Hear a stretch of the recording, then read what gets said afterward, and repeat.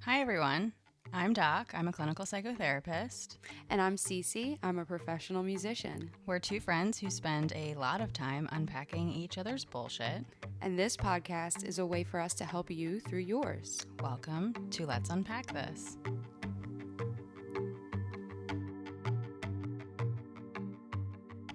Hi. Hi. Today's episode, we're going to talk about two very controversial topics. We're going to piss a lot of people off with this episode. Yeah, maybe not. Or a lot of people will be able to relate. Today we are talking about fuckboys. And trauma bonding. Something I have too much experience with. Yep, same. Ugh, fuck me. But don't. But please don't, because you're ruining my life. Okay, let's get right to it. Can you unlock your phone so we can read the definition of fuckboys from, what is it, Urban Dictionary? Urban Dictionary states. So, this is factual. science.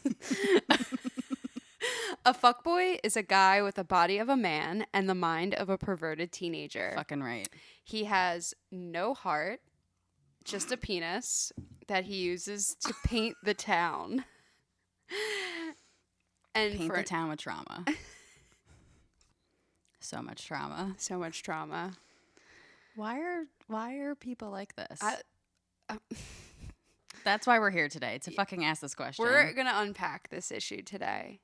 And I just thought of something that we can also additionally unpack. Share. Please share. Fuck girls. Oh, yeah. Two both exist. Yep, it's a thing. Two things that also exist. I know. Guys have a really bad rap with the whole fuckboy term, but also I just know more boys that do this than girls. Well, yeah. And also, like, all my relationships have been with men. So that's the experience that I have personally. Mm-hmm. I'm getting so triggered just thinking about this topic right now. It's incredibly triggering. Yeah. Because let's dive in. Okay. I have come to understand why I have continuously fallen down the fuckboy rabbit hole and gotten caught in the trap. Because I have severe daddy issues. Ooh.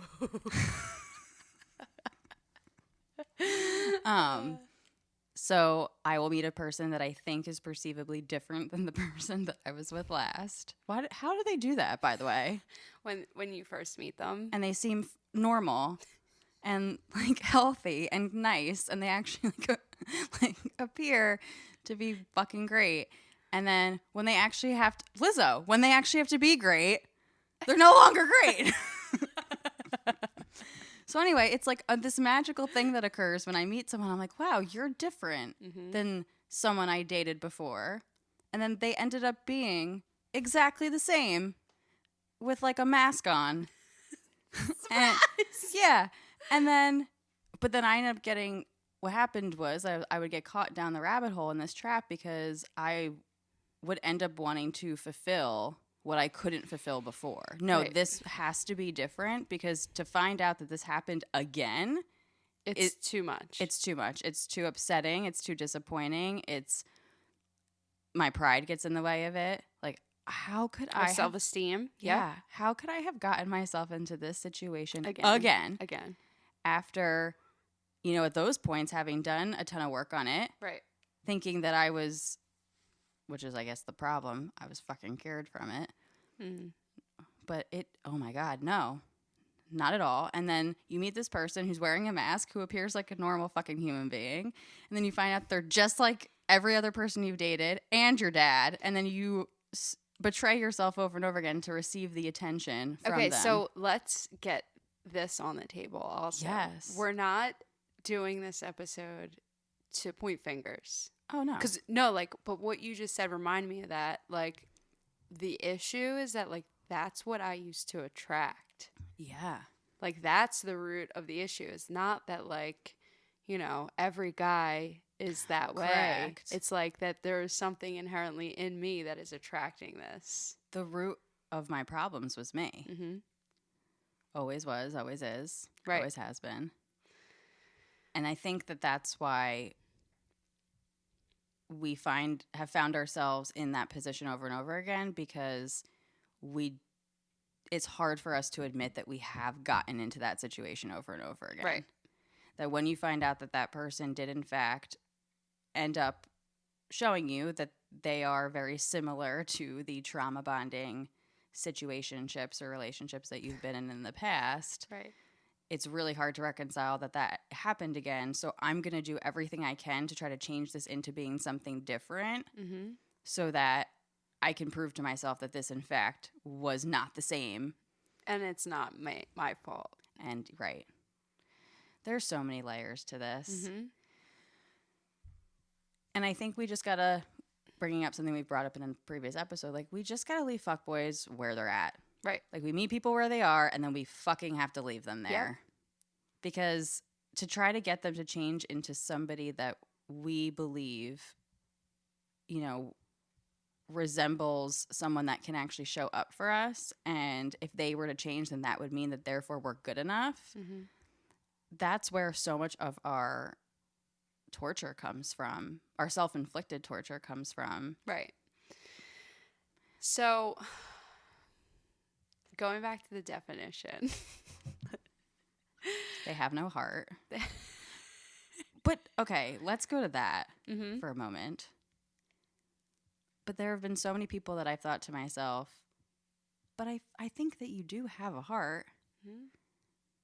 So why are you like this? Right. And that comes down to a whole bunch of layers of why people act the way they act and in relationships treat people the way they do.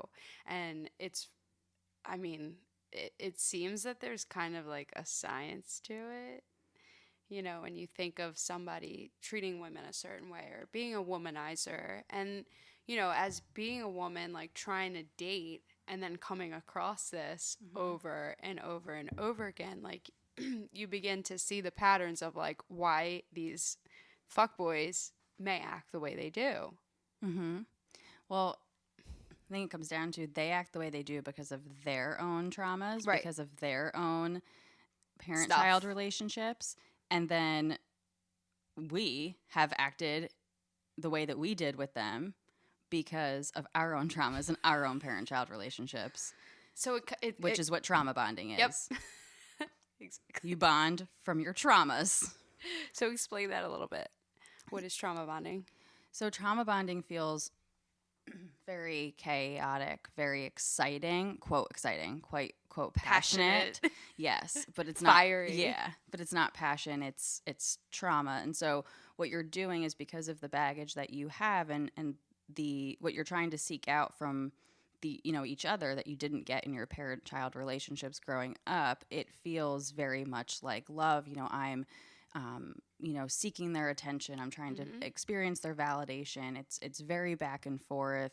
And that's because of, the relationships and the environments that we grew up in that may have been very chaotic or neglectful, up and down, a parent, not giving us consistent attention or validation.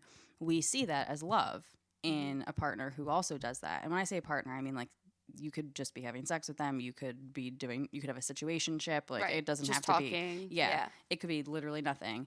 You can still experience a trauma bond with somebody that you've zero any ship with. Right. So that seems comfortable to you if you are so used to that back and forth, that lack of attention, that lack of true love growing up. And so that's why we stick with these people, because you're bonding with them because of what you're trying to fulfill in that relationship that you didn't get growing up, rather than it actually being safe, secure, honest, open, authentic love. Like authentic love feels safe and secure and can sometimes seem boring. Right. To people who have. And I've seen people like end relationships because they're like, I'm bored. Yeah. You're not bored. This is just not what you're used to. Right. It's not enough chaos, not enough excitement. Yeah. Love is not meant to actually be unpredictable. And, in our experiences and what I hear and have heard a lot from clients over the years with their experiences with fuckboys or fuckgirls is, that unpredictability of like, are they going to reach out to me? Are they going to come back? Oh, they did. Okay, so I'm going to go meet them, or I'm going to respond. And dropping all responsibilities. and betraying yourself again and again, like we've talked about. Yeah. For that attention. Mm-hmm. We talked about in our codependency episode about emotional addiction, and that resides true here. Mm-hmm. What's happening is we're trying to foster safety and security in an environment in adulthood that is not safe and secure. And we'll try over and over again to somehow receive that or create that. And then we take when it doesn't work to be a personal failure, right, or to mean that we're unworthy, or what is wrong with me as to why this person can't show up for me. Mm-hmm. And it takes a really long time to learn that it doesn't have anything to do with you. Right. You know, like we're all hurting one another because of the own hurt that we carry around. Hurt people hurt people. Yeah, and healed people heal people. How triggered are you right now? I'm just like, okay, I'm done with this conversation. Checking out. I wonder if we'll ever air this. I don't know. Okay, so my experience, right? Mm-hmm. The way like I can look at it now because I'm in a healthy relationship is that like a lot of my dealings with fuckboys was like, it was attention seeking. Mm-hmm. It was totally validation. Like I was always trying to be like the cool girl. Yeah. You know, like, oh, like I'm your friend. Like, so you can treat me however you want. 'Cause like, I don't care. I don't have like feelings. And in fact, like I was consistently betraying how I really felt, mm-hmm. and just like ignoring it, you know, like, nope, I'm going to force myself into like being okay with this until like it reached the point where with everything else that I've gone through, like I had to go through a significant amount of pain to be like, okay, I have to do something different because like I'm putting myself through literal hell dealing with these fuckers like who can't respect me or my time. Mm-hmm. And it took like making a real decision to like try and reframe how I look at relationships and like what I'm willing to accept and what I'm not. And like that change is painful and difficult. Mm-hmm. Accepting like that, like you said, like not every relationship is going to be like, well, first of all, they were chaotic. They weren't passionate. It was toxic and chaotic. Mm-hmm. But you don't know that at the time. Like right. You just think that like that's how it's supposed to be, like in the movies, you know, and like people are fighting for each other. But that's not true love. No, it's not. In my years of research and development. Oh, no. I've come to understand that these people are truly doing the best they can with the knowledge and experience that they have. Right. But I gotta tell you, that best they can is fucking bullshit. Yeah.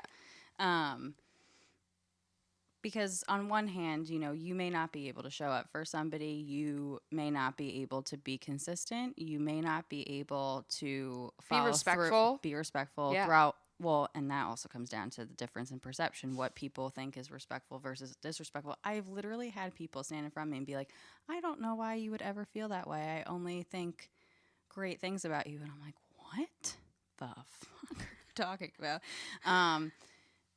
You know, truly doing what they think is okay. But I gotta tell you, like, at some point, it's important for us to learn that what we're doing just because what we're used to is not okay. Right. It's not okay to treat people that way, even if you can convince yourself that your perception is right, which by the that like you didn't mean that. Mm-hmm. You didn't mean to be that way. Like my intentions were like not to hurt you. You know how many times I've heard that? Like, okay, but you did. Mm-hmm. Right. And so when you learn that you did because we told you, mm-hmm. maybe stop. Right. Because how many situations have you and I both been in where maybe we also didn't stop, but the other person didn't stop either. Right. And makes the excuse of, well, you know, I didn't want to hurt you or keep hurting you or keep doing these things or let you down. Well, in an effort not to do those things, you did those things. Right. And if you know that maybe you have this problem, which is something I had to do for a long time, like maybe you should stop engaging. Ooh, a man ban. Yeah, like maybe you should stop engaging with women or men until you can get your shit together so you stop hurting people. Yeah. Right. But this is like such a... I know. It's not that easy. Like, it's not that easy. It's so widespread. Like people, this is like the dating age, how people are treating each other. And what it comes down to at the end of the day is like knowing that people may treat you like this and that like we have to be willing to set the boundary and be like, no, I'm not going to accept this behavior. Sorry, bye. Mm-hmm. Bye. And actually stick with it. Right. That's the tough part. Yeah. Because we only know what we know, what we're used to. Also, you know what's so funny is it's almost like we have built-in forgetters. It's like it like falls out of my brain. Yep. Oh, it wasn't that bad. I'll go hang out. Maybe they are different. Maybe it'll be different now. Ugh. It never was. Nope. So going back to boundaries, it is so important to set those and not expect the other person to understand it. No. And also not expect the other person to respect it. No. But like we've said in the previous episode, like boundaries are our way to teach people how to engage with us. Mm-hmm. And that is the way that you break your pattern of trauma bonding. Even if you've been able to do it for years and then get caught back into another trauma bonding situation, it's the same thing. Like you have to do the work over again to consistently, yeah. Mm-hmm, finding safety and security within your own self. So through inner child work, through breath work, through taking care of yourself physically and mentally and emotionally. Mm-hmm. Like I have had to continuously find safety and security within myself because there really isn't any way for me to find that outside of myself. Right. Like I don't know if you can relate, but I have in my life consistently had trouble having people in my life who could show up for me. Mm-hmm. And so when anybody would ever say anything that remotely resembled that they could show up for me, I would latch on to that. Right. And then find that no, in fact, they couldn't. Mm-hmm.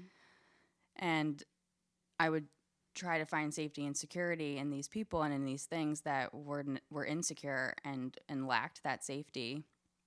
And so as uncomfortable as it was, because the emotional addiction teaches us in our bodies and in our brains that it will feel a lot more comfortable and be a lot easier if we just have sex or say yes. Mm-hmm. Or let it slide. Let it slide or let it happen.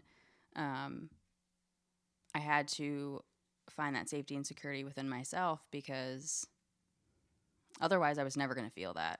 Right. And one of the toughest things I think to learn as a human person is that we're never going to get our needs met by other people. No. We have to find that safety and security in ourselves, even if we do find a healthy relationship. Mm-hmm. And we get away from that cycle of fuckboys and drama bonds. Yeah, because I know so many people that would get into a healthy relationship finally and then recreate those same patterns. Yep. Because still consistently act and behave the way they did mm-hmm. in those toxic situations. Because that's all that they knew. Right. And in the end, we end up treating each other really poorly. We end up dragging each other through the mud. And mm-hmm. then we end up dragging our own selves through the mud. And that is the most painful. Right. When you've come to the understanding that you've been betraying your own self mm-hmm. for however long it was. Or, did it before, had a break, and then ended up doing it again. I'm like thinking about these situations that I've been in, and it does feel a lot like addiction. Absolutely. Like it feels like a high, like a drug. Like when you're engaging with someone and it feels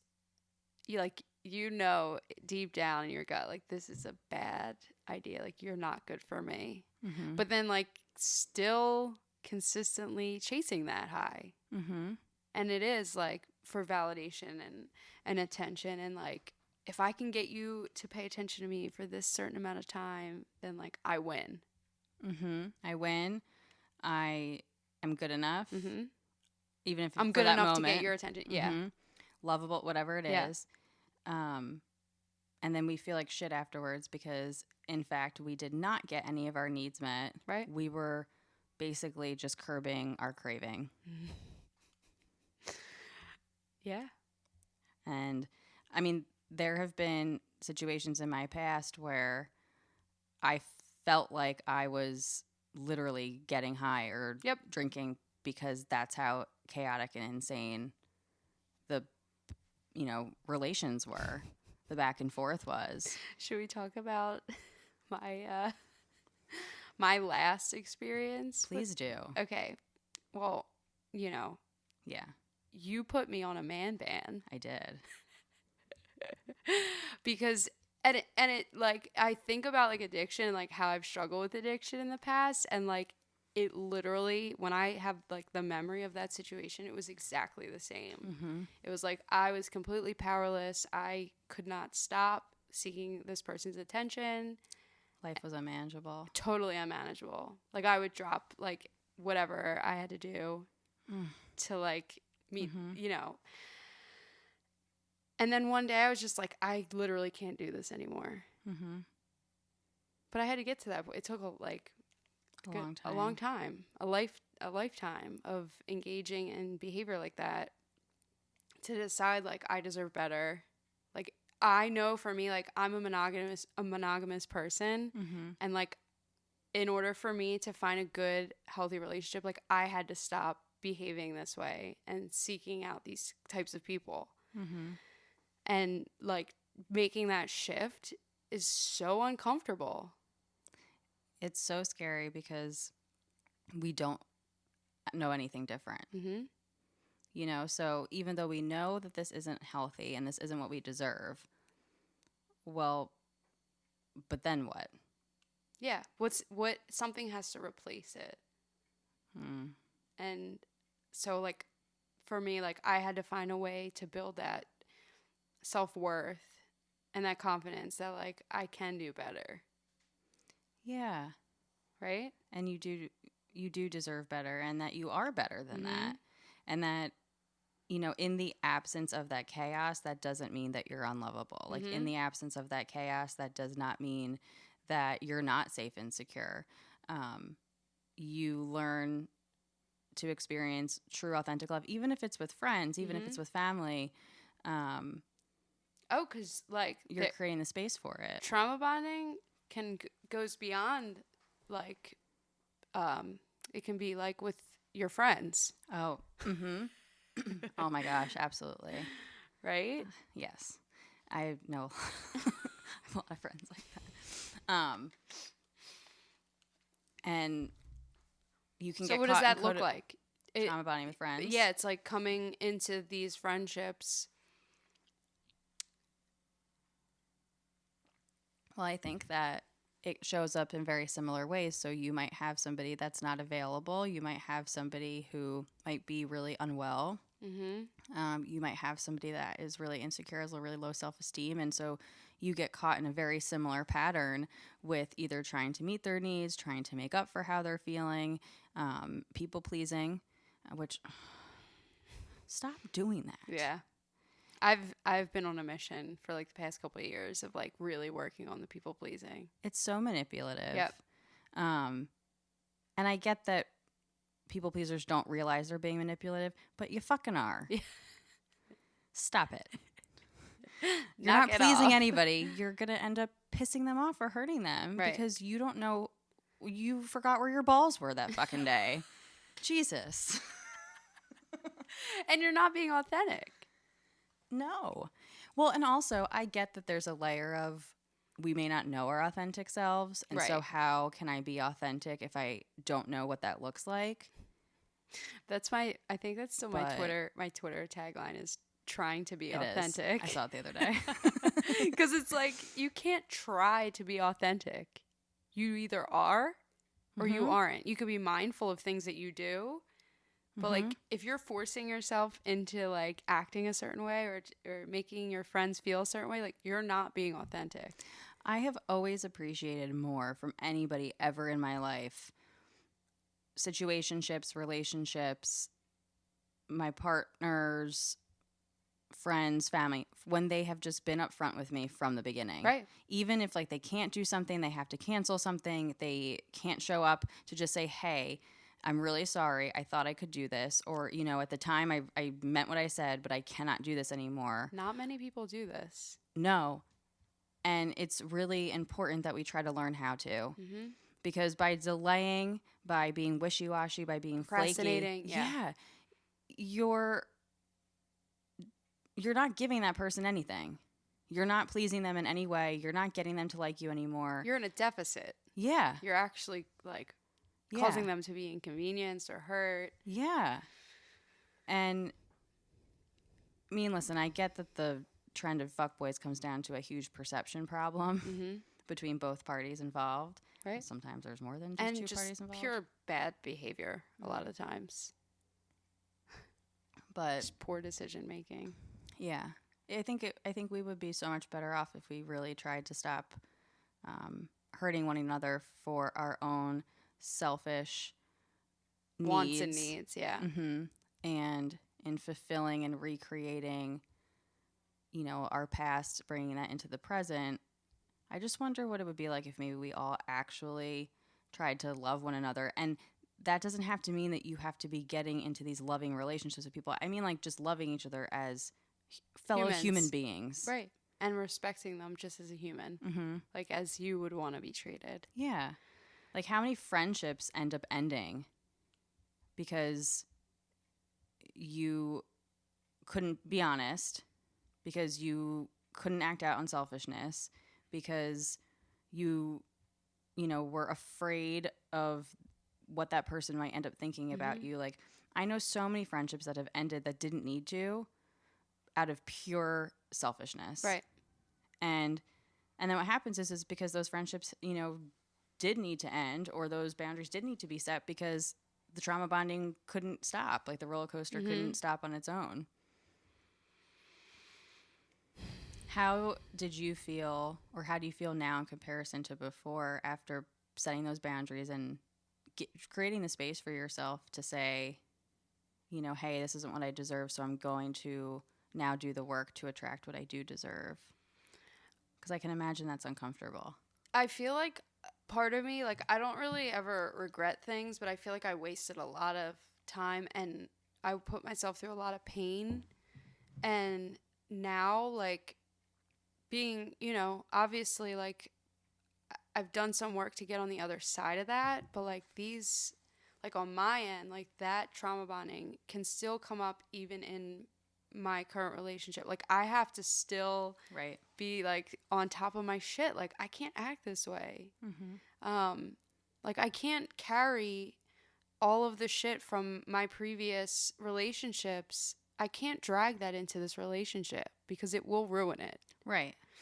So it's still a lot of work, you know, and being able to like accept, like, I am loved, I am lovable, like, true, and like really actually like believing that and not like doubting, because I became so used to like being betrayed and cheated on and like all these like really shitty toxic relationships that like once I found a good one, it's like waiting for the shoe to drop, right? You know, and like even in that, like I caused myself to be closed off, like, so I have to really still be mindful of that. Which I want to say to you, like, that's okay, right? Like, it's okay that we have pasts. It's okay that we've had shitty things happen to us, and it's okay that, you know, we did the best we could sometimes and also acted shitty towards others. Right. And it's okay that we still have to do this work. It's okay that in, you know, our present, we have to still work, you know, on our past. It's nothing to be ashamed of. Quite honestly, I don't think I've ever met a human person who hasn't had a past that they have to work on. Right. What I'd like to make sure we say before we close up is to anyone listening that has gone through something similar or is now, or maybe will again, please know that it has nothing to do with you. Right. Please know that you are good enough they're not. Please know that them starving you of their attention does not make you unworthy of it. You do not have to be obsessively checking your social media. You do not have to go be on the back and forth with them. You don't have to answer. Listen, and sorry, I don't want to interrupt, but like at the end of the day, sometimes setting boundaries can be ugly. It can be you might have to burn a bridge. Yeah. Like if it's somebody like that is in a friend group, like you might have to block them on social media. Yeah. What a concept. Like, because like I have to protect myself and my mental health. Like I can no longer allow this person to take space in my head. Like I literally have to remove you from my life. And that's with any sort of friendship, relationship, situationship. Like, so sometimes it takes just accepting that like I have to stop being a people pleaser and like, sorry, but I can't have you be a part of my life anymore. Yeah. And know too that you'll probably feel guilty for setting those boundaries, but you only feel guilty just because it's different, not because what you're doing is wrong. Right. Don't feel bad for setting the boundaries. I mean, I know that you will, but remind yourself that you're not doing anything wrong and there's nothing that you need to feel badly for, because you're here to protect your own self. You're here to find safety and security within your own self. And how can we ever do that if we don't teach people how to engage with us? Fuck. Sometimes I'm like, who is she when she fucking talks? Do we have any closing statements? Take no shit. Take no shit. Take no shit. And listen, if you get caught back into it again, forgive yourself. There's nothing wrong with you.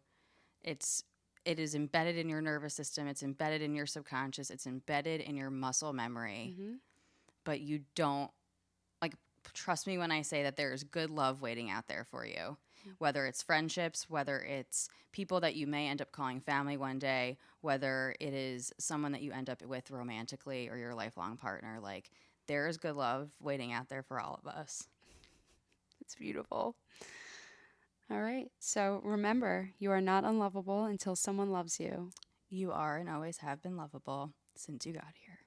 Thanks for tuning in. We love you.